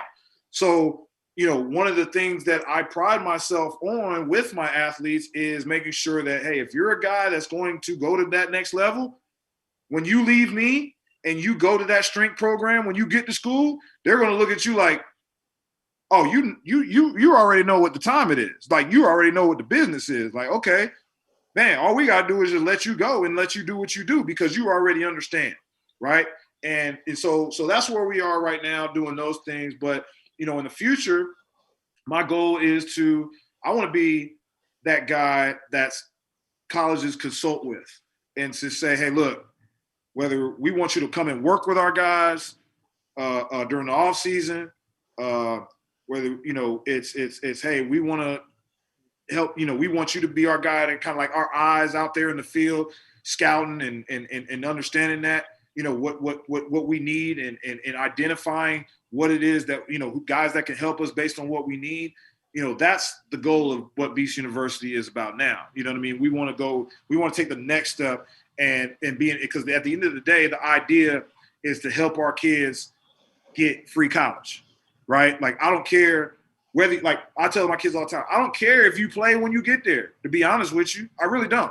It's already paid for. It's already done. You know what I mean? Like, just get there. You know what I mean? Get there. If you play, great. If you become a superstar, hell yeah, absolutely. But at the end of the day, college is paid for. That $250,000 that you was gonna have to go to work for or do whatever, or your parents gonna have to figure it out or whatever, that's over and done with. The goal is to make sure that as many people that come through the program have the opportunity to put themselves in a position where they have a choice, where they have options. And you don't have options unless you have put yourself in that space where, hey man, I can look at it with a wide lens, right? When you don't get to college, when you can't make those connections, where you can't see what the other side of life really is like, then you can't make the best decision on what you need to do for your life going forward. So the idea is to, hey man, learn how to commit yourself to something bigger than you early in life, so that if you do decide, whether you decide to go to college and play football or not, we're all men. You know what I mean? We're ladies. You know what I mean? Because I train, girls basketball. I train a lot of female athletes too. So we're going to be men. We're going to be men. We're going to be ladies. We're going to be fathers. We're going to be mothers. We're going to be business owners. We're going to be all these different things at some point in time in our life. You're going to have to make tough decisions. You're going to have to learn how to navigate tough waters, man. So how can I prepare you to be that person regardless of how your sports career goes? Because even, one of the best things that my dad's, ton of wisdom over the years, but like one of my favorite ones he ever gave me, he was like, look, I'm gonna take this ruler, right? He took a ruler and he showed, I'll never forget this. I was like 8 years old when I decided I want to play football. He said, all right, I'm gonna give you this ruler. From 1 to 12, that's your life, okay? 1 to 3, that's your baby years. You know what I mean? You're growing up, you're doing all that. From 3 to like 6, those are the years that you probably gonna be in your prime doing stuff, playing football, doing all whatever you're gonna do. Now, once you get to 6, what you got to carry you all the way through 12? What do you have? Because if you haven't established a way of doing things, and if you haven't established a discipline and a mindset that allows you to be successful, we're all going to fall on our face at some point in time. We're all going to make mistakes. But if you have not done enough to establish a mindset and a discipline that allows you to, even when you do fall, to pick yourself back up, that 6 through 12 is going to be hell on you.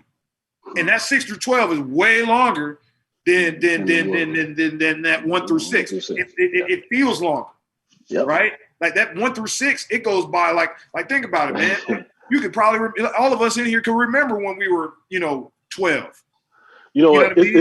It's funny you said that, because there was a similar analogy that when I was leaving 6th grade, the principal that was at the school, that the high school gave us, it was like 1 through 6 is when you're kind of figuring it out and you don't know what you really are. And this 6 through 12 is really where your life is set up, where you establish yourself, and it goes by so fast. Right. And that's the same. When you were saying it, I'm like, damn, that's the same type thing. So there's two wise people, because that was a gentleman, that principal was somebody I really respect. And the words of, obviously, your father gave you some very, very, very wise words. And I think we don't even need to muddy it up and say anymore. That's what we need to go ahead, and that kind of puts a real bookend on what we're talking about right here. But I do want you to say one more thing. I want you to, if you were talking to, just one thing that you could say to kids that are there, because everybody can't be, they're not right there in chat and have the access to what you're trying to do, because other people are going to see this, and other people have kids that, they're trying to know what to look for. What would you say to someone who's coming up that's going into what we're talking about and going into? What word of advice would you give them? First thing first, man, is be grounded in yourself. Know what you're after and know who you are. You know what I mean? Take the time to get to know yourself, because when you're in these circles, you know, everybody's pulling at you. Everybody's telling you how great you are. Then you got people telling you how much you suck. And then there's like, you know, it's all this stuff going on, right? People hating on you, people doing stuff behind your back, you know what I mean, trying to derail you. You got people that are big on your success, but they're also trying to take advantage of it. You know what I mean? So, you know, there's a lot. I would tell them, you know, first thing first, man, just be grounded in yourself, man. Like, know who you are, know what it is you're really after and what you're trying to accomplish, and focus on nothing but that. Don't let other people determine what your future is. Don't let other people tell you what path you should be going on. Like, nah, bro, like, I know what path I'm on.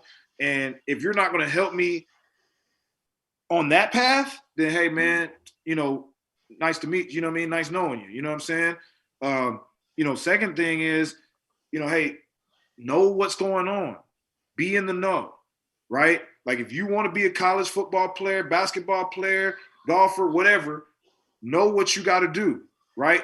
Take the time, ask questions, reach out to people, you know what I mean? Because, like, you know, there's people out there, not just myself, but a lot of people out there that if you just reach out to them, they'll say, hey, man, all right, here's what you need to do, you know? And so be willing to listen to people, take advice.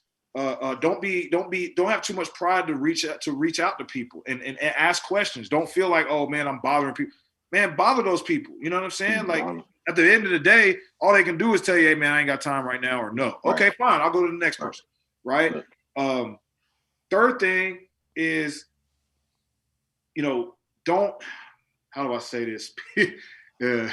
Friendly. Say it, man. Say it. This is an open forum. You say what you want to. Yeah, like, the third thing is, man, like, be completely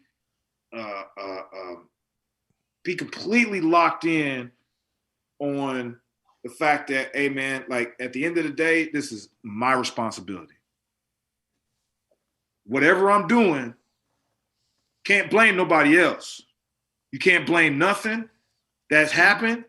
Like, I can sit here and say, man, this happened, that happened, this happened, that happened. But at the end of the day, you control your own situation. You're the one who controls what happens, what doesn't happen, what's good, what's not good. So don't let outside things deter you from, again, being focused on. It comes back to point number 2. Don't let other people dictate, because at the end of the day, when that stuff goes down, it's on you. It's on you. It's on you. It's not on anybody else. It is strictly on you. And then at the end of it, and then, you know, last point is, you know, man, enjoy it. Like, enjoy it. Have fun with it. You know what I mean? Like, we get so caught up in, and I even have to, you know, check myself sometimes. We get so caught up in the process of what has to happen in order for you to get there, and all the things that you need to do in order to get there. But you got to remember, like, this is a game. Yeah. You know what I mean? Like, it's a game that teaches you a lot about life. Don't get me wrong. Football is the closest, you know, it's a microcosm of life, bro. It's the closest, in my opinion, it is the closest thing that teaches you about life, because you're going to deal with people. You're going to have to deal with people you don't like. You don't like. You know what I mean? You're going to have to do stuff you don't like. Answer the people you don't like. You don't want to go to practice, but you gotta go to work. Right. Like, you know what I'm saying? Like, when they be like, hey man, you got 6 a.m. workouts. You be like, oh yeah, hey, for real, bro? Like, so I'm trying to kick it. It's funny you said that, because, like, when, you know, people who know me, you see the Lakers. I love Kobe Bryant, and one of the things he said, and it feeds into another saying, you know, it's not about the results, it's about the work. And that's just one thing. It's not about the destination, it's about the journey. And you enjoy it along the way. And we get so caught up in where we want to get to that we don't enjoy what happens along the way and have fun and to do those other small things. And my wife thinks I'm crazy, because I have my Google Home. I have an alert every day that tells me that same thing. And it's like his other could do more. And it's like that other thing is not about the results. It's about the work. You know what's crazy though? What you know is crazy, and it's like, and it's that A-type personality stuff. When you are an A-type personality, it is very hard for you to relinquish control. It is very hard for you to say, hey man, like, I'm going to enjoy everything that's going on because It's you're hard, so yeah. fixated on the result and you're so fixated on, hey man, I'm trying to be at this. And the intensity that I gotta have, the energy and the passion that I gotta have, like there's no other way to do it. So sometimes you need that reminder. And like that was why that's why me and my brother, you know, and people who don't know, my brother, he played football at University of Florida. Cody. Yeah, Cody Riggs. He played football at Florida. He went to St. Thomas Aquinas High School. You know what I mean? Notre Dame, yeah. National championship 3 times over in high school. You know, did all of that stuff and played for the Titans. Played in the NFL for 5 years. Did Titans for 4. Did Tampa Bay for 1. Tampa, yeah. And like he's my polar opposite. Like he's the one of us that's like, hey man, it's just gonna be man, you know what I'm saying? Like don't get me wrong, he's very A-type too, but he's A-type in a different way. Right, and there's different ways to get it done, yeah. Yeah, and he's so much more relaxed and so much more like, you know, all right, man, you know what I mean? So I thank God for the relationship, even when he, you know, and we're 8 years apart. So even when he was a young dog, like he helped me in so many ways because he would just be like, hey man, G, like it's okay. You know what I mean? Like it's okay. Like you need somebody to say it's okay. I don't think no different of you. Yeah. I love you. Yeah. I still am proud of you. You know what I mean? And that was one of the things that helped me, you know, progress was like, you know, for a lot of years, man, I just never heard anybody just say, you know, well, I didn't say nobody because like my parents would always say it, but it, you know, like it's different. It's different. You know what I mean? Like, you kind of expect your parents to say that. You know what I mean? You're kind of like, especially if you have parents that are involved, that, you know, have always been there for you. You're going to expect them to say it. You're like, oh, man, you're just saying that because you don't want me to be, you know, pissed off. But, you know, when you have people that tell you, hey, man, like, it's okay. Yeah. I'm proud of you. It's okay, I'm proud. I love you. That goes a long. It happens. You know what I mean? That goes a long way, man. So I want to tell you, I want to first of all thank you for taking the time out to be this show. You know, like I said, we talk offline, man, and it's something that like I appreciate just getting to know you. It's the type of person you are, and just like what I've seen your growth and what you're trying to do, and I just appreciate who you are, the type of person you are, man, and what you know. Just you, period. So appreciate that, yeah, man. Thank you. Yeah, thank you for coming. Y'all older guys, man. Y'all always, you know, like it's crazy. Like you, a lot of guys, you, Al, Leonard, a lot of guys, man. Like I've always just, you know, always shown me love, bro. Like and always, you know what I'm saying, been that kind of. There's a thread there, and we all talk because like that. Even though you're generations apart, you understand it was like there's a connection there with people, and it's like. I talked to Catfish and Worm. I could have been induced Fred earlier today. I could have been lazy with my first show and talked to any of those guys, but like, and I told him I wanted to talk to you for a specific reason, and I told you that I wanted to talk to you for a specific reason because he did say that. Not because we played together. It's just like they're like family. That's like we grew up. Yeah. That's like you said. That's easy to do. You know what I mean? Choose like it came about a different way, and it was just like, man, I just appreciate it. I couldn't think of a better way to kick it off. Like I'm gonna talk to those knuckleheads too. We're gonna get on here. We got a lot of stories to tell. They got a lot of great stuff that they're talking about doing. We're gonna get to it. But I think like Volunteer Nation, our family, all the VFL, they needed to hear from you first. They needed to hear this conversation first. And I'm glad we did it. And it was more than what I expected. So again, man, I just appreciate you taking the time. Yeah, I appreciate you reaching out to me, bro. Because like I said, I've always wanted to, I've never really, I talk, you know me, bro. Like I talk a lot on social media. You know what I mean? But it's different here, though. Yeah, it's different. But honestly, like I've never told my story like that. You know what I mean? Publicly, like people don't really understand. They don't understand the motivation and the drive behind the things that I do. So, to have a platform to do that, man, I'm in debt to you, bro. I appreciate it. Oh yeah, man. You know how that is, man.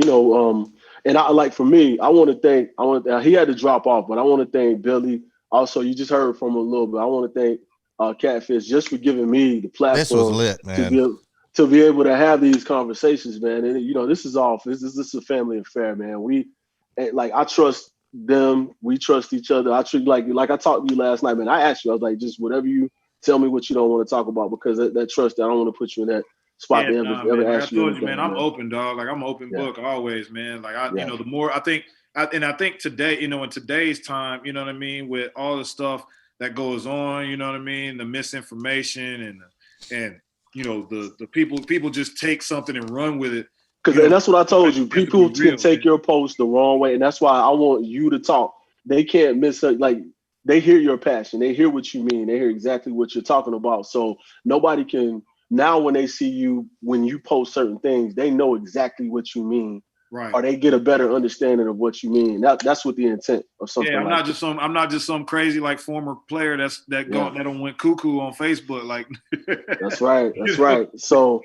With that, man, I think we're gonna go ahead and we're gonna sign off. And like I said, I appreciate everybody for checking in. People who watching it live, people who are gonna watch it later, checking into the very first Cold World podcast. So there's gonna be more to come, but you can't top the first. My brother Riggs, man. And I gotta say something before you sign off. Okay. Gerald's been on the show a couple times, and he's he's probably the second most quoted guest we've had.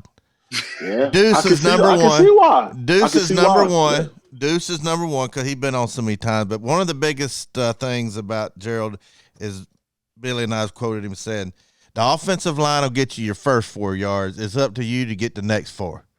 Oh yeah, that's what you said last year. Remember that? That was the deal. Like there was a couple things that I wasn't a big rah-rah guy. You know what I mean? Like I didn't really need extra motivation to go out and play, but one of the sayings that Coach Fulmer said during practice one time that like for whatever reason it stuck with me and it just motivated me even on Saturdays is like, hey man, they get the first 4, you get the next 4, right? And it was almost like a toughness motto, you know what I mean? Like because playing in that league, man, like you learn how to be a man real quick. You know what I mean? Like, you ain't no, you can't come off the porch. It's like you learn how to, how it was in there. You got to be able to come off the porch. Yeah, like you ain't no hiding once you get in that SEC, bro. Like, especially if you come in there with any kind of fanfare, any kind of notoriety, any kind of hype behind you, they like, hey man, like we need to see it. You know what I'm saying? And people trying to earn stripes off you.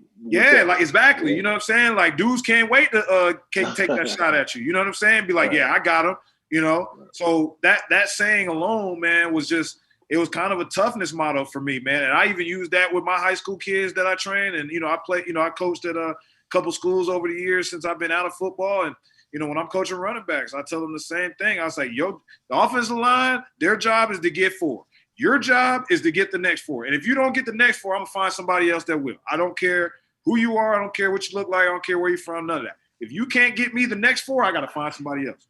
Anyway, so it's correct. So I just talked about. So you talked about Coach Foreman told you that how long ago? I hear Coach Brad. I told him this years ago. I was like, when you were saying it, I heard it, but it didn't register. As talk. Right. The stuff he used to tell me is like it's a great day to get better. It's like the thing about it's a great. It's like the thing about you don't want to go to practice, but you got to do it. And going to work. It's like I have that. I keep hearing all that stuff he said to me about my life. You know what's crazy?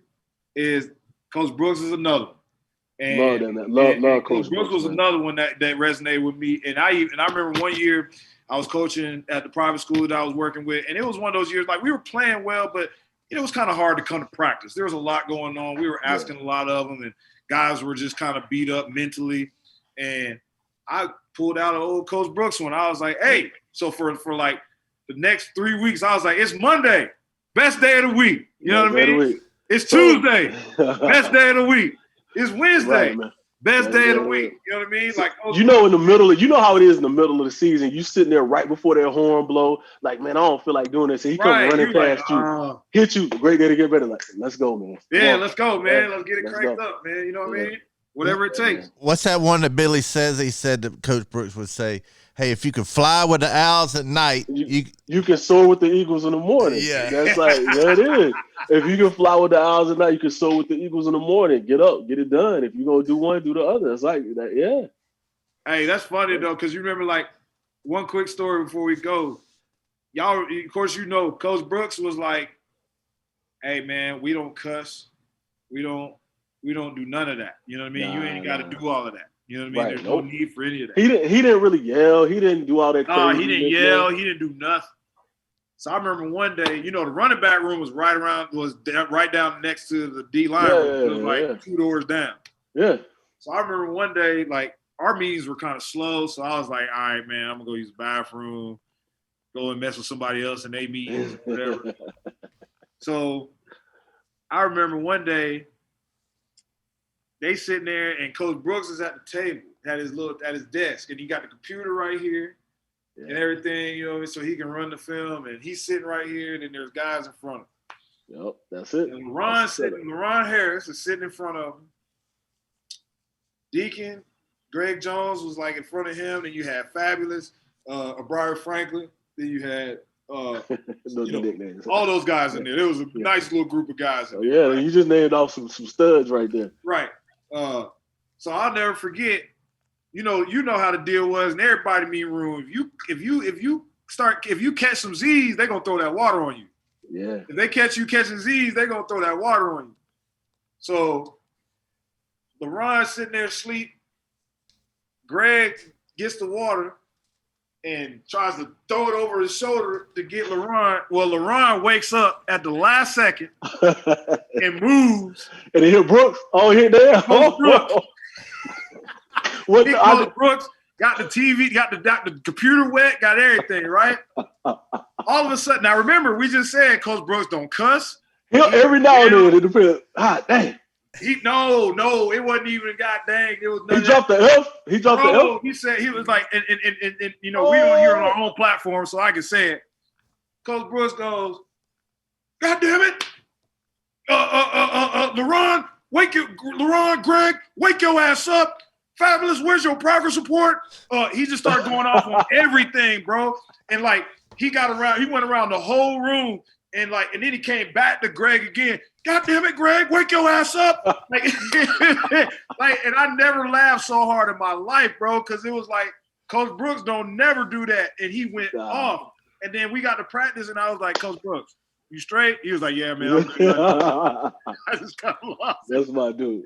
Man, I was like, you had a little PTSD, you had a little flashback, didn't you? He was like, yeah, I don't know what happened. I'm gonna try to get Coach on him, man. I know he'll. I love that man, dude. I love him. I say it unabashedly. I love him.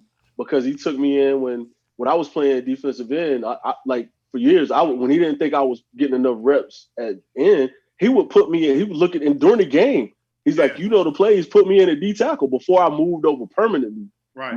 My senior year, he would play me at D tackle when he didn't think I was playing enough at the end. And it's just like, it was more to it than that. The way he would come and talk to me, and because we come from, he's from Kings Mountain, North Carolina, I'm from Gavin, like we're from 20 minutes apart. And we just had that connection. And people talk about, their coaches who try to they try to talk like you, to do whatever, to try to connect with you. Yeah, they put on that front, bro. He was from the time I met him to right now to whenever, he never changed, but he had that connection with black, white, who it didn't matter. The reason why he was authentic. And other coaches like him was because, the type of guys that we were, and I came to, and I'll be honest, like I'll go back, to the reason why I ended up going to Tennessee was because of guys like yourself and the ways that y'all established the culture.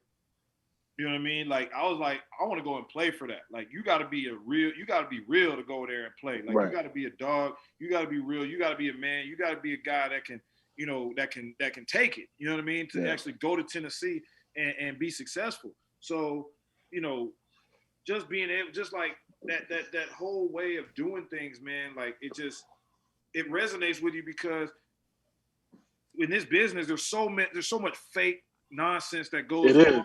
And we've seen it. You saw it with the coaches and fake coaches and fake talk where they talk. Yeah, he was always authentic himself, consistent. Right. Like, and you can appreciate that. Real, you be like, all right. Even if I don't like everything you guys say, bro, like I can rock with you because I know you're always going to be 100 about everything that's going on. And that was Coach Brooks. I don't know how you felt about Chief. But see, Chief's the reason why I came there. That's the same way. We're from South Carolina. Yeah, he recruited me. It was crazy because I remember after my sophomore year when I was thinking about transfer, Chief and Coach Brooks pulled me in the office and was like, Do you want to come over to defense? And I was like, because I was an All-American linebacker too in high school. So they were like, I mean, we got a spot for you like, over here. It's like, I was like, Emo, you could be a lot like Emo was and come over to defense. And I was like, man. Dominique was a running back. Like, it was right. Like, I was like, man, I just had the running back bug, bro. But if I could look back on it, I was like, man, I probably would have took him up on the offer, bro. Seems like I'll make you a first rounder. Right. That's exactly what he said. He was like, you'll get paid if you come over here. And I'm like, I'm going to get paid playing running back too. And they were like, okay, well, if that's what you believe. Okay. And, we're not going to deter you from that. We believe in you. We just, we know you've had some struggles over there on that side of the ball. And, you know what I mean? Not it's less pounded. No, I know the sale. It's less pounded. You don't have to get hit. This is like, I know what he told you. Yeah. I know exactly what he told you. Exactly. So I was like, I'll never forget that. I was like, oh man. Chief called me about. It's crazy. I talked to him like 2 months ago. He called me and we talked. Man, it was one of those things, man. It was like just having that connection with those folks after all these years, and we went through some stuff, but we reconnected and we're good. That's like me and Randy, bro. Like that's like me and Randy Sanders. Like I swore Randy hated me when I was in school. I swore he hated me. Well, I'm gonna tell you, Chief didn't talk. We didn't. I started defensive tackle that '98 season. He barely talked to me. He would come to the huddle. If he wanted to tell me something, he would tell Coach Brooks. He's standing right in front of me, and he would say something to Coach Brooks to tell me. He's standing 2 feet away from me. Now, it was something that happened before that we kind of had some words and, right. But he would literally tell Coach Brooks to tell me something while I can hear you talking. Like, I can hear you, bro. Like, I can hear you. I can hear you, man. And it wasn't until 2007 when they were playing in the SEC championship game and we went down there. And I was like, because we had a suite up there. It was a whole bunch of them. Yeah, I remember all that. We went to the locker room. I was like, yeah, I'm good. They were like, nah, he said, Coach Chambers wants you to come in here. I'm like, they about to play. He don't like it. They're like, nah, he wants you to come in here. So we went back there. I went to the back there at the wall. He was standing at the front, and it was just like I looked, and we kind of like he looked at me, and he was like, "Come in." He was like, "You know how dudes are. We have issues. We ain't gonna talk about nothing." It's just like he came up, he was watery eyed, he hugged me. It was just like said, "I love you too." It was just like that's it. And it was. Like, and if you know Chief, and anybody who knows Chief, like that's all he needed to say. That's all. I didn't need. I didn't wasn't a man of many words, so it was like, okay, if he says that, it's great. Yeah, he was. I knew something was up when he was like, "Yeah, you need to come in here." So I was good. So yeah, look, that's the reason why I was. That's the big reason why I was there was Chief. He's from South Carolina too. We had that connection. Right. So he's from Dillon. So yeah. Like that was crazy because like the reason why I came was Woody. Woody. And when Woody left to go to Mississippi State to take the OC job, under Sylvester Croom, like that was what kind of that was another thing that screwed me up too, because I was like, the one person I felt like was my ally here, like is gone. Yeah. And I was like, man, I don't know. And then Trooper came in, and then Trooper was like, okay. It was funny because like we were at bowl practice, getting ready to play in the Peach Bowl, and I'll never forget this story. We had a scrimmage in practice. And, it was ones versus ones, but I think Seb was nicked up. Jabari was nicked up, so they didn't want to waste them for the game, so they put me in. And I had like 200 or something against the first team defense, like just killed them. And they were like, and Troop comes over, he was like, so what's up, man? Like, what's the name, blah, blah. He's like, you're going to have a big week this week. And I literally laughed in his face. I was like, what the hell you talking about? And he was like, what you mean? Like, what you laughing about? I was like, fool, I don't play. And he was like, what you mean you don't play? Why? You like, dog, like, I just saw what you just did. Like, you don't play? I said, no, I don't play. And Coach Foreman was standing right next to me, like right here like this. And he goes, why don't you play? And I said, ask that dude right there. So, ask that. And after that, Troop was like, hey, man, I rock with you, dog. So we're gonna get you on the field the next year. And then, of course, everything happened, blah, blah, blah. But so. Yeah, I'm gonna tell you, crazy stuff, man. My wife just texted me and said it's gonna be a cold world in my house if I don't. If you don't get your butt off this computer. So I'll see y'all, man. All right, fellas. Appreciate you. All right. Go Vols.